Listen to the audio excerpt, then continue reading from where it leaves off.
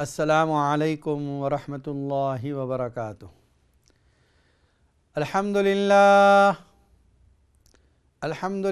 الذی خلق السماوات والارض وجعل الظلمات والنور ثم الذین کفروا بربهم یعدلون هو الذی خلقکم من طین ثم قضى اجلا وأجل مسمى عنده ثم أنتم تمترون والصلاة والسلام على من بعث إلى كافة الناس بشيرا ونذيرا وداعيا إلى الله بإذنه وسراجا منيرا أما بعد فأعوذ بالله من الشيطان الرجيم بسم الله الرحمن الرحيم ولا تأكلوا مما لم يذكر اسم الله عليه وإنه لفسق وإن الشياطين ليوحون إلى أوليائهم ليجادلوكم وإن أطعتموهم إنكم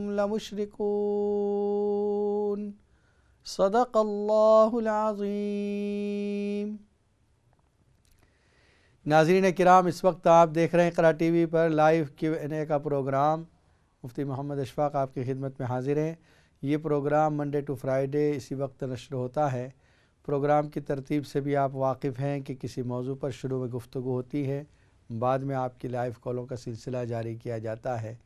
ابھی جو ہمارا سلسلہ چل رہا ہے سورہ انعام سے متعلق ہے۔ سورہ انعام جو 7ویں پارے سے شروع ہوتی ہے، 8ویں کے آدھے پر ختم ہوتی ہے۔ ابھی 8واں پارہ شروع ہو چکا ہے، جس میں گزشتہ کل جو ترتیب سے گفتگو چل رہی تھی اس میں یہ تھا کہ اللہ تعالیٰ کا نام لینا جانور کے ذبح کرنے کے وقت، جس کو ہم کہتے ہیں بسم اللہ پڑھنا، یہ ضروری ہے۔ اگر بھول کر کوئی آدمی مومن ہے بھول کر چھوٹ گیا اس سے تو جائز ہے، جان بوجھ کر اگر چھوڑ دیا ہے تو اس کا کھانا حرام ہو جاتا ہے۔ جو جانور کھائے جائیں گے وہ بھی شریعت کے بتائے ہوئے، یعنی مسلمان ہر جانور کو نہیں کھائے گا، بلکہ اللہ تعالیٰ نے جو جانور حلال کیے ہیں اس کو کھائے گا۔ پھر ان حلال جانوروں کو بھی اس طریقے کے مطابق ذبح کیے ہوں گے تب کھائے جائیں گے، ورنہ وہ بھی حرام ہے۔ جیسے بکرا حلال جانور ہے، لیکن اگر طبعی موت مر گیا ہے، اس کی نیچرل جو اس کی ڈیتھ ہوتی ہے مر گیا ہے تو وہ حرام ہو گیا، اب اس جانور کو کھا نہیں سکتے ہم۔ مشرکین کی طرف سے ایک سوال یہ بھی تھا مسلمانوں کے اس طریقے پر کہ یہ عجیب بات ہے، تم اللہ جس جانور کو مارتا ہے تم اس کو حرام کہتے ہو، اور تم خود جس کو ذبح کرتے ہو اس کو حلال کہتے ہو، تو یہ کیسی منطق ہے؟ حقیقت میں اللہ کا حکم ہی یہ ہے کہ جانور کو ذبح کر کے کھایا جائے، اور جو جانور اپنی موت مر چکا ہے اس کو میتہ کہا گیا، خود اللہ نے اس کو حرام کر دیا ہے۔ حرمت علیکم المیتۃ والدم، سورہ مائدہ کی تیسری آیت میں یہ آیت موجود ہے۔ حرام کیا گیا تم پر مردار جانور، جو اپنی طبعی موت مر چکا ہے وہ حرام ہے۔ سورہ بقرہ کی آیت انما حرم علیکم المیتۃ والدم ولحم الخنزیر، اللہ نے حرام کر دیا تم پر مردار جانور کو، خون کو، خنزیر کے گوشت کو، تو خود اللہ تعالیٰ کی طرف سے حرمت ہے۔ اور دوسرا یہ کہ ذبح کرنے کا ایک عظیم جو فائدہ ہے، جہاں اللہ تعالیٰ کے احکام میں شرعی احکام ہم کہتے ہیں، حقیقت میں انسانوں کے لیے وہ حکم ظاہری بھی طبعی بھی مفید ہوتا ہے۔ انسان جب کسی جانور کو ذبح کرتا ہے تو ذبح کرنے کی وجہ سے اس کے اندر کا پورا خون نکل جاتا ہے۔ جب خون نکل جاتا ہے تو جو کچھ بیماری ہو سکتی ہے وہ خون میں ہوتی ہے، جب خون نکل گیا اب اس کے گوشت کے کھانے کی وجہ سے کوئی بیماری نہیں ہوگی۔ اور اگر خون جسم میں باقی ہے اور آپ نے اس کا گوشت کھایا ہے تو یہ بہت سی بیماریوں کو جنم دیتا ہے۔ اس وجہ سے اللہ تعالیٰ نے اس حکم میں یہ حکمت رکھی ہے کہ خون پورا نکل جاتا ہے۔ اس کو بھی گلے سے ذبح کرنا، 4 رگوں کا کٹنا، یہ اس لیے بھی شرط ہے کہ اس کے ذریعے سے پورا خون نکل جائے گا۔ اگر کسی اور عضو کو آپ نے کاٹا اور خون نکلا اور جانور مر گیا، پورا خون اس میں سے نہیں نکلے گا۔ اس لیے فرمایا کہ گلے کے پاس سے ذبح کیا جائے، جس سے تمام رگوں کا اجتماع یہاں پر ہے، اور جو کھانے کی رگ ہے، جو خون کی رگ ہے، سانس کی، یہ سب رگیں کٹ جاتی ہے، تب جا کر وہ حلال ہو جاتا ہے۔ تو ذبح کرنے والوں کو یہ بھی سیکھنا چاہیے کہ ذبح کس طریقے سے کیا جاتا ہے، اور شرعی طور پر جو مسائل ہیں کیا ہیں، جانور کیسے حلال ہوگا، یعنی حلال جانور کو کیسے ذبح کیا جائے گا تب کھانا حلال ہے۔ یہ تمام مسائل گوشت کے کاروبار کرنے والے جو ہیں، ذبح کرنے والے جو ہیں، ان کو بھی معلوم کرنے چاہیے، سیکھنے چاہیے۔ بلکہ ہر مسلمان جو اپنی فیلڈ میں جو بھی کام کر رہا ہے، اس کو اپنی فیلڈ کے مسائل ضرور معلوم ہونے چاہیے۔ ایک تاجر تجارت کرتا ہے، بزنس کر رہا ہے، اس کو بزنس کے تعلق سے جتنے مسائل ہیں اس کو معلوم ہونے چاہیے، تاکہ حلال و حرام کی تمیز ہو سکے۔ کہیں اس کے پاس آنے والی کوئی آمدنی حرام نہ ہو، بے احتیاطی نہ ہو جائے اور اس کی جیب میں یا اس کی آمدنی میں کوئی حرام مکس ہو جائے، یہ مطلوب نہیں، یہ مقصود نہیں، بلکہ چاہا جاتا ہے کہ ہر مومن حلال طریقے سے اپنی آمدنی حاصل کرے۔ اللہ تعالیٰ ارشاد فرماتے اس آیت میں وَلَا تَأْكُلُوا مِمَّا لَمْ يُذْكَرِ اسْمُ اللَّهِ عَلَيْهِ، مت کھاؤ ان جانوروں کو جن پر اللہ کا نام نہیں لیا گیا۔ وَإِنَّهُ لَفِسْقٌ، اور بے شک یہ گناہ ہے۔ وَإِنَّ الشَّيَاطِينَ لَيُوحُونَ، یہ جانور کا کھانا جس پر بسم اللہ نہیں پڑھی گئی، یہ گناہ ہے، بڑے احتیاط کی چیز ہے۔ تو ذبح کرنے والے بسم اللہ پڑھ کر ذبح کریں، یہ ان کی ذمہ داری ہے۔ کل جو اس بات کا ذکر آیا تھا اور بتایا تھا کہ HMC والے اس بات کو کوشش کرتے ہیں کہ پوری کے پوری شریعت کے تقاضوں کے مطابق جانور ذبح ہو۔ اس میں ایک یہ بھی ہے کہ ذبح کرنے والا بسم اللہ پڑھ رہا ہے، اس بات کو بھی واچ کیا جاتا ہے، نگرانی کی جاتی ہے اس کی۔ تو آپ سوچیں کہ ہر پرندے پر، ہر جانور پر بسم اللہ کا پڑھنا یہ اہم حکم ہے۔ وَإِنَّهُ لَفِسْقٌ، مت کھاؤ اس جانور کو جس پر اللہ کا نام نہیں لیا گیا، یہ گناہ ہے۔ وَإِنَّ الشَّيَاطِينَ لَيُوحُونَ إِلَىٰ أَوْلِيَائِهِمْ لِيُجَادِلُوكُمْ، شیاطین آپس میں ایک دوسرے کی طرف وحی بھیجتے ہیں، وحی سے مطلب دلوں میں باتیں ڈالتے ہیں، وسوسے ڈالتے ہیں تاکہ وہ تمہارے ساتھ جھگڑا کریں۔ لِيُجَادِلُوكُمْ وَإِنْ أَطَعْتُمُوهُمْ إِنَّكُمْ لَمُشْرِكُونَ، اگر تم نے ان کی اتباع کر لی تو مشرک ہو جاؤ گے۔ شیطان کی بات مان لی تو مشرک ہو جاؤ گے، یا شیطان کے دوستوں کی بات مان لی تب بھی وہ مشرک ہو جائیں گے۔ أَوَمَنْ كَانَ مَيْتًا فَأَحْيَيْنَاهُ وَجَعَلْنَا لَهُ نُورًا يَمْشِي بِهِ فِي النَّاسِ كَمَنْ مَثَلُهُ فِي الظُّلُمَاتِ لَيْسَ بِخَارِجٍ مِّنْهَا۔ اللہ تعالیٰ نے اس آیت میں دو کریکٹر بیان کیے، ایک ایمان والا اور ایک کافر۔ ایمان والے کو زندہ کہا گیا اور کافر کو مردہ کہا گیا۔ ایمان والے کی مثال اس شخص کی طرح ہے جس کے پاس لائٹ ہے اور وہ اندھیرے میں سفر طے کر رہا ہے اس لیے کہ اس کے پاس لائٹ ہے، وہ صحیح راہ پر چل رہا ہے اس لیے کہ اس کے پاس روشنی ہے۔ اور کافر کو کہا گیا کہ اندھیرے میں چل تو رہا ہے لیکن اس کے پاس لائٹ نہیں، لیس بخارج منہا، اس تاریکی سے وہ نکلنے والا نہیں۔ انسان کی اپنی زندگی اگر ہم پوری طرح غور کریں، پوری زندگی جو ہے ہماری نعمتوں سے بھرپور، اللہ کے انعامات سے بھری ہوئی، لیکن اس زندگی کا مقصد کیا ہے؟ اللہ کی فرما برداری۔ اگر ہم اللہ کی فرما برداری کے اعتبار سے زندگی گزار رہے ہیں، اس کا مطلب ہم اپنے مقصد زندگی میں کامیاب ہیں۔ اور اگر اللہ کی مرضی کے خلاف زندگی گزر رہی ہے، اس کا مطلب یہ ہے کہ مقصد زندگی میں ناکام ہے۔ جو ہماری ڈیوٹیز ہیں اگر ہم اس کو ادا کر رہے ہیں تو اس کا مطلب یہ ہے کہ ہم زندہ ہیں، اور اگر ہم اپنی ڈیوٹیز کو، ذمہ داریوں کو ادا نہیں کر رہے ہیں تو ہم کو مردہ کہا جا رہا ہے۔ أَوَمَنْ كَانَ مَيْتًا فَأَحْيَيْنَاهُ وَجَعَلْنَا لَهُ نُورًا۔ دنیا میں جو لوگ ایمان سے محروم ہیں، بہت سے ایسے لوگ ہیں جو بڑے بڑے ماہر لوگ ہیں، کوئی انجینئرنگ میں ماہر ہے، کوئی سائنس میں ماہر ہے، کوئی علاج معالجے میں ماہر ہے، میڈیکل میں ماہر ہے، لیکن قرآن ان کو بھی غافل کہہ رہا ہے۔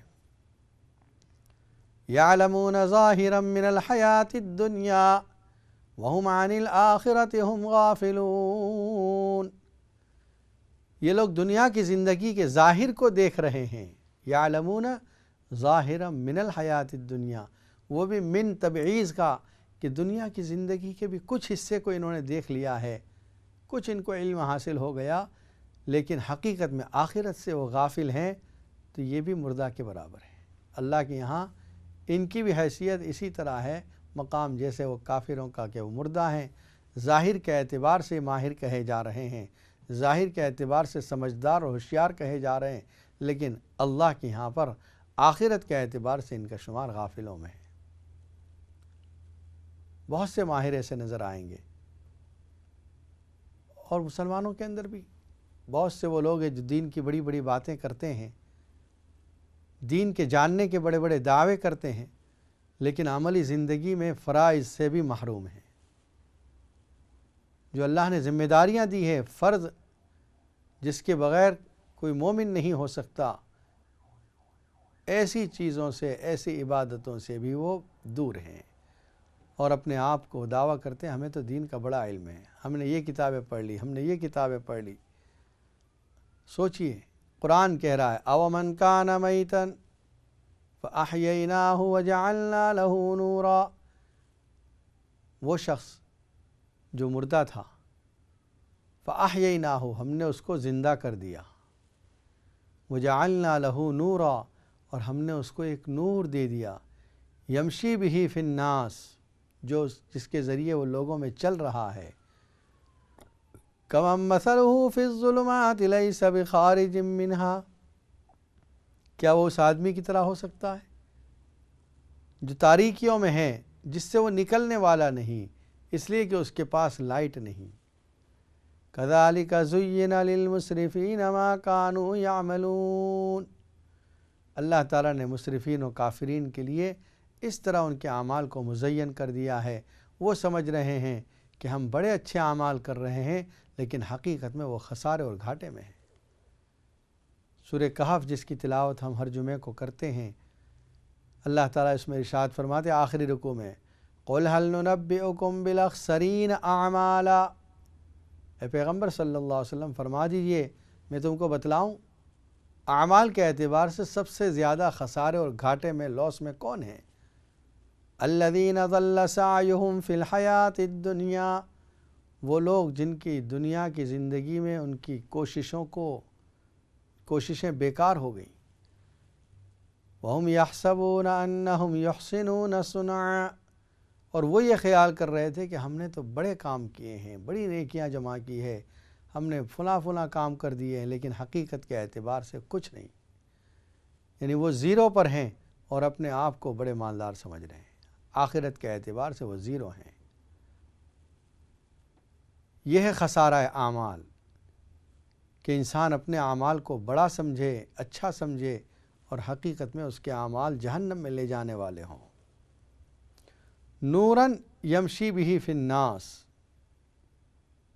ایک یمشی بہ فی الناس کے نقطے کو دیکھیں کہ نور ایسا ہے جس کے ذریعے وہ لوگوں کے درمیان چل رہا ہے، صرف اس نے اپنے نور کو اپنے گھر تک، اپنی مسجد تک، اپنے ادارے تک محدود نہیں رکھا، بلکہ دوسروں میں وہ نور پہنچا رہا ہے۔ اس کا مطلب نور کا فائدہ دوسروں کو پہنچائے تو اور زیادہ اس کو فائدہ پہنچے گا، جس کو ہم امر بالمعروف اور نہی عن المنکر کہتے ہیں۔ چاہے چھوٹا سا چراغ ہے، اندھیروں میں رکھا ہوا ہے، کوئی دور سے مسافر اس کو دیکھ کر راہ پا سکتا ہے، قریب آ سکتا ہے۔ تو اسی طرح ایمان والے کو چاہیے کہ اپنے ایمان کے چراغ کو باہر رکھے، عوام کے سامنے، لوگوں کے سامنے اپنے ایمان کو ظاہر رکھے، تاکہ اس کا فائدہ دوسروں کو پہنچے، لوگوں کو اس کی ترغیب دے، کلمے کی ترغیب، توحید کی ترغیب، اللہ کو ایک ماننے کی ترغیب، مرنے کے بعد زندہ ہونے کا یقین یہ دوسروں تک پہنچائیں، رسول اکرم صلی اللہ علیہ وسلم کی رسالت یہ دوسروں تک پہنچائیں۔ پھر آگے اللہ تعالیٰ فرماتے ہیں وَكَذَلِكَ جَعَلْنَا فِي كُلِّ قَرْيَةٍ أَكَابِرَ مُجْرِمِيهَا لِيَمْكُرُوا فِيهَا۔ اسی طرح ہم نے ہر بستی میں جو بڑے بڑے لوگ تھے، مالدار لوگ تھے، عیش پرست لوگ تھے، ان کو اس میں مست کر دیا، لِيَمْكُرُوا فِيهَا، تاکہ وہ تدبیریں کرتے رہیں۔ وَمَا يَمْكُرُونَ إِلَّا بِأَنفُسِهِمْ وَمَا يَشْعُرُونَ، جو کچھ وہ تدبیریں کر رہے ہیں نبی کے خلاف، اسلام کے خلاف، در حقیقت اس کا نقصان انہی کو پہنچ رہا ہے، اللہ تعالیٰ کو یا نبی کو اس کا نقصان نہیں پہنچے گا۔ یہ ہے اس زندہ آدمی کی مثال اور اس مردہ کی مثال۔ جو ایمان کے خلاف کام کر رہا ہے وہ مردہ ہے، جو ایمان پر عمل نہیں کر رہا ہے وہ مردہ ہے، جو ایمان لا کر اس کے اعمال اس کے تقاضے کے مطابق عمل کر رہا ہے وہ زندہ ہے۔ ناظرین کرام، اس وقت آپ دیکھ رہے ہیں اقرا ٹی وی پر لائیو Q&A کا پروگرام۔ سوال و جواب کا سلسلہ جاری کیا جاتا ہے۔ اگر آپ کے ذہن میں کوئی سوال ہے تو آپ بھی اسٹوڈیو کے نمبر پر فون کر کے معلوم کر سکتے ہیں۔ انشاءاللہ قرآن و سنت کی روشنی میں آپ کے سوالات کے جوابات دیے جائیں گے۔ ایک کالر لائن پر موجود ہیں۔ السلام علیکم ورحمۃ اللہ وبرکاتہ۔ وعلیکم السلام ورحمۃ اللہ وبرکاتہ۔ مفتی صاحب، آپ کو محرم کی بہت بہت مبارک ہو۔ جی فرمائیے۔ الحمدللہ۔ جی میرا سوال ہے کہ ہم رینٹ کے گھر میں رہ رہے ہیں اور اب ان لوگوں نے ہمیں نوٹس دے دیا اور یہ گھر سولڈ ہو چکا ہے، تو آپ پلیز بتا دیں کوئی ایسا وظیفہ کہ ہمیں گھر مل جائے۔ تبھی گھر تلاش کر رہے ہیں آپ؟ جی ہم گھر تلاش کر رہے ہیں لیکن مل نہیں رہا، تو بہت پرابلم ہے اور 1 ماہ کا ٹائم رہ گیا ہے۔ ٹھیک ہے، انشاءاللہ بتاتے ہیں۔ ٹھیک ہے۔ السلام علیکم ورحمۃ اللہ۔ اور ایک کالر لائن پر موجود ہے۔ السلام علیکم ورحمۃ اللہ وبرکاتہ۔ وعلیکم السلام۔ جی میں نے یہ آپ سے سوال کرنا ہے، ابھی جو آپ بات کر رہے تھے جی کہ میں یہ آپ سے جاننا چاہتی ہوں کہ کافر اور آپ نے مومن کے متعلق بات کی، تو بتائیں کافر وہ ہیں جو اللہ کو نہیں مانتے، یا کافر وہ ہیں کہ وہ اللہ کو تو مانتے لیکن وہ اللہ کی غلطی سے جو انہوں نے منع کیا ہم لوگوں کو، ان میں غلطی اور نافرمانی ہو جاتی؟ پلیز ذرا تفصیل سے بتا دیں۔ بہت شکریہ۔ انشاءاللہ۔ السلام علیکم ورحمۃ۔ پہلا سوال جو ہے ہماری ایک بہن نے جو پوچھا ہے کہ گھر کا مسئلہ ہے اور گھر تلاش کر رہے ہیں۔ دیکھیے اس میں 2 عمل ہے۔ ایک عمل تو سورہ اعراف پارہ نمبر 8 سورۃ الاعراف آیت نمبر 10، اس کو روزانہ 100 مرتبہ پڑھیں گھر کے اندر جہاں بھی آپ رہتی ہیں ابھی، اور اس پڑھنے کے بعد دعا کریں۔ شروع اور آخر میں 11 مرتبہ درود شریف پڑھیں، 100 مرتبہ اس آیت کو پڑھیں۔